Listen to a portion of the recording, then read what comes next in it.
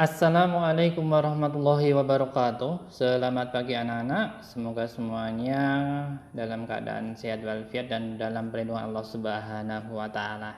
Baik, kita akan melanjutkan pembelajaran tematik yaitu tema 4, sehat itu penting, subtema 2, gangguan kesehatan pada organ peredaran darah, pembelajaran 5 dan 6 ya. Sebelumnya kita sudah belajar mengenai tentang penyakit ya, peredaran darah.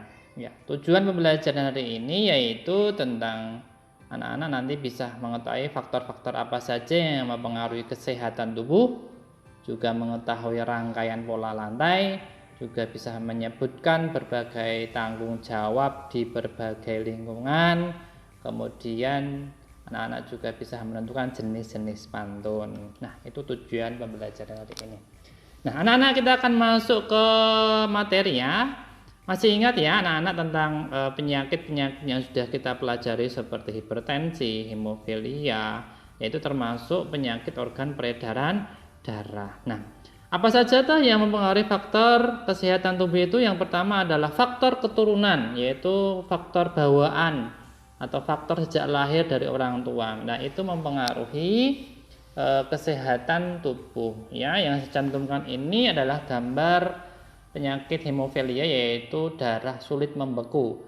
Nah, ini adalah bisa didapatkan dari orang tua karena faktor bawaan atau sejak lahir. Nah, yang kedua, faktor lingkungan itu juga bisa mempengaruhi kesehatan tubuh. Di Jepang sana kalau banjir itu tidak ada sampah anak-anak. Sedangkan di Indonesia itu kalau banjir bisa dilihat sendiri. Sampahnya itu luar biasa. Nah, berarti apa? Ya, perlu pembiasaan kita tentang pentingnya kita membuang sampah pada tempatnya. Nah, itu anak-anak yang paling penting. Ya, faktor lingkungan. Yang kedua yaitu faktor kesehatan anak-anak. Faktor kesehatan itu juga mempengaruhi faktor pelayanan kesehatan itu juga mempengaruhi kesehatan tubuh kita. Ya, ketersediaan akan fasilitas kesehatan seperti puskesmas, kemudian mutu pelayanan yang baik itu akan mempercepat peningkatan layanan kesehatan. Nah, anak-anak pentingnya kita istilahnya ya ikut menjaga supaya pelayanan kesehatan di lingkungan sekitar kita itu tetap ada dan semakin meningkat. Nah, contohnya adalah kita istilahnya ikut menyumbangkan ya, ikut menyumbang pendapatan negara seperti membayar pajak. Nah, itu dapat meningkatkan ketersediaan fasilitas layanan kesehatan di lingkungan rumahnya masing-masing. Nah, anak-anak ini termasuk yang mempengaruhi faktor kesehatan. Kemudian yang keempat yaitu faktor perilaku.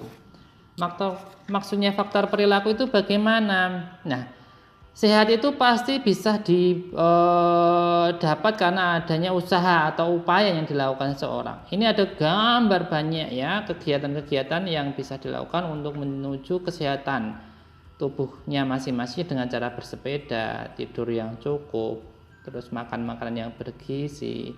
Ya, ini ada fitness, ada apa lagi ya, ini ada diet dan lain-lain. Itu juga bisa mempengaruhi faktor kesehatan tubuh. Ada lagi misalnya gosok gigi sebelum tidur. Nah, itu termasuk kebiasaan. Kemudian penyakit-penyakit yang lain misalnya MAH yang sering dijumpai ya. Kalau yang bisa parah ya ada jantung, stroke, kemudian diabetes. Lah itu bisa dengan cara makan makanan yang sehat. Kemudian yang tidak kalah pentingnya hari ini yaitu 3M. Yaitu apa? Memakai masker, menjaga jarak dan mencuci tangan ya. Sering-sering mencuci tangan dapat mempengaruhi kesehatan tubuh kita.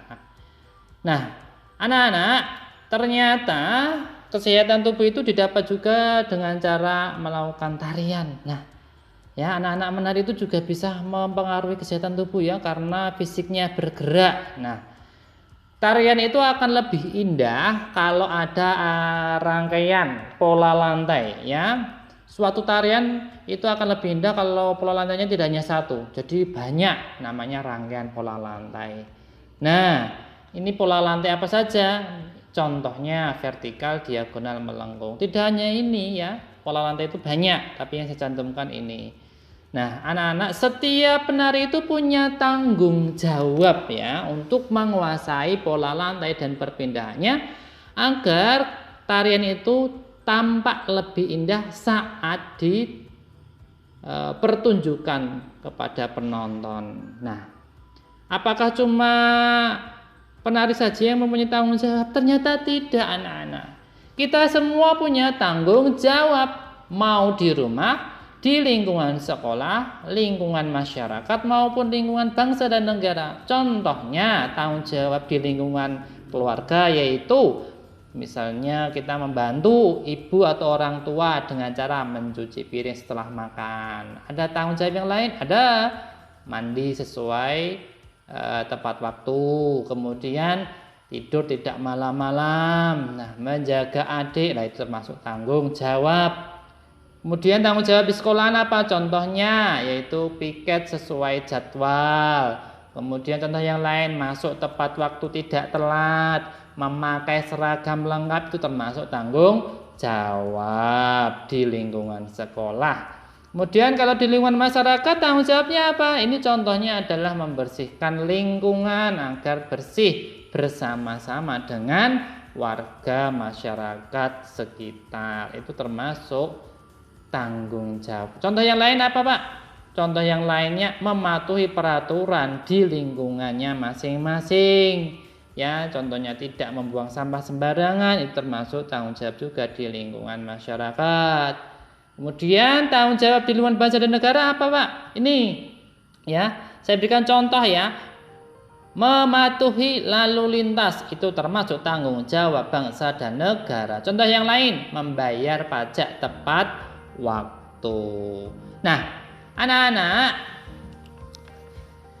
saya punya pantun ini ya. Ikan nila ikan bandeng, belinya di pasar Grogol. Memang kamu sungguh ganteng, tapi sayang masih mengompol.